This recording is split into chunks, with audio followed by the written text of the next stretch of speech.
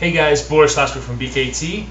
Today I want to do something a little different. I wanted to share with you a new setup that I'm actually writing about for the SFO magazine article that's going to be coming out probably in about 2 months.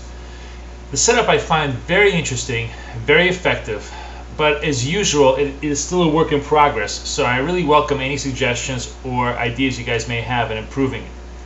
But the basic idea is very simple. The whole notion is this.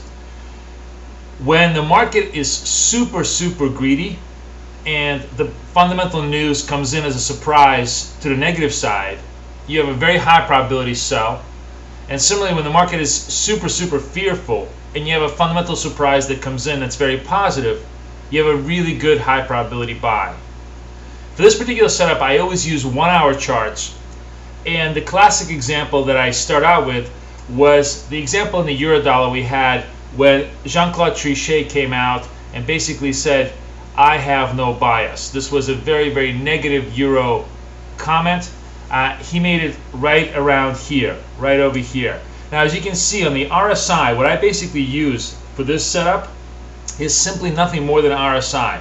And the assumption is that if RSI is 70 or near 70, the market is very greedy, it's feeling super bullish, and if the news is bearish, you have a great probability short. Similarly, if the RSI is 30 or lower, the market is super bearish, and if you have positive news, it's a great probability long.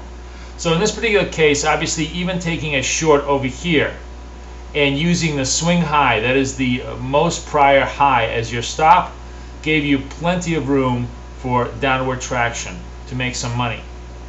One example where this actually did not work, let me just move this along, was later on in the charts. Let me just show you this because this was really fascinating.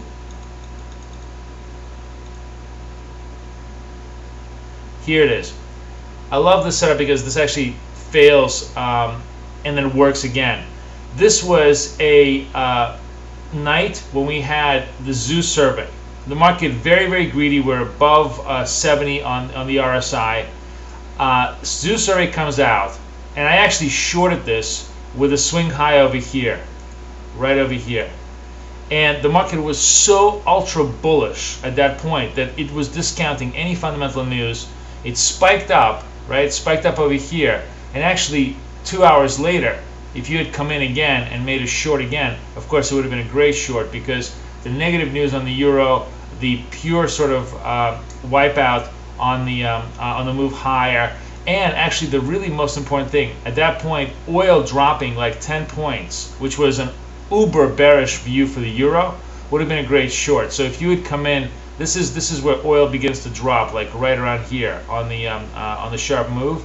With a swing high here, you would have had some very nice profits. Now, I want to show you a setup that I traded that actually made some nice money, which was very recent. This was in a dollar-yen position. It was just actually, let me move this over. This is just actually the night before Friday night. This is exactly when I came in on the short here. Here you see dollar-yen.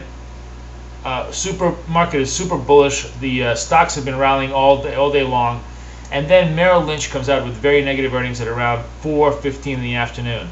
I shorted. Let me just sorry, we're gonna go the other way. I wanted to I shorted right over here, right at around 4:15 with a swing high right here with my stop over here, and made some very nice money. I shorted my first target was about 25 points. I made T1, and then here's the problem. I had 2 lots on, and I really didn't know what my second target should be, how I should be managing the trade, and I basically took the second position off with plus 35 in the money. So I made 70 points on the move. Excuse me, 60 points on the move. But my risk, my overall risk actually, was 100 points because this big spike over here, which is what I was using as my stop, was the stop in the position. And this is the problem that I'm having with the whole setup. It's a high probability setup, but it very frequently doesn't give you all of the pips that you want, because you will have a reaction, but you really don't know the amplitude of the reaction before you take it. for sure, it is usually very, very good for at least about 70% of risk. So let's say if you're coming in and you have a 50 point risk, then you could probably take 30 or 40 points in profit, and you would have a high probability set up that way. The issue is, how do you milk the second part of the position? Now, one of the ways, you could just go to break even and kind of trail it down, but a lot of times, of course, you don't get the full trail down move of the position. And this is where I'm kind of lost, whether I should be trading this with 1 unit or 2 units, or approaching with some other different money management technique. The point being is that it works great. It definitely gives you probably 7, 8, maybe even 9 out of 10 probability setup in terms of making money. The question is, how do you maximize your returns given the risk-reward parameters the setup sets up? So I welcome any suggestions from you guys as to how this might work in the future. This is Boris Schlossberg sharing some of the setups with you in fear and greed in the FX market for BKT. We're looking forward to seeing you guys next week when I'm going to trade live. And if this setup sets up live for us in our chat room, we're definitely going to trade it. Talk to you soon. Boris Schlossberg.